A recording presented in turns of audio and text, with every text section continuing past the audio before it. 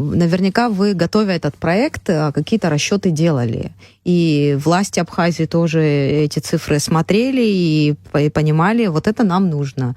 Это экономически целесообразно для нашей страны. Примерно, вы сказали, что в виде налогов, каких-то пошлин Абхазия получит какую-то выгоду. Но в каком объеме примерно, чтобы мы понимали, какую выгоду мы можем извлечь из этой глобальной истории? Понимаете, в связи с геополитической ситуацией, пока вот говорить точно о каких-то цифрах сложно, потому что, это специфическая деятельность в связи с тем соседом, с которым мы находимся, потому что еще и мы как бы не признаны теми странами, которые хотят возить товары, да. Есть компании, которые там говорят о больших цифрах.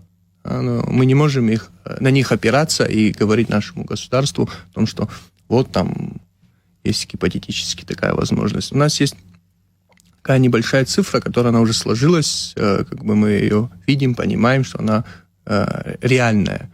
Да, если просто считать гипотетически, и те компании, которые просто заявили и узнали про нас и не против через нас проезжать, если мы их всех начнем считать, тогда... Это золотую середину, да? Какую-то оптимальную сумму между возможным и реальным.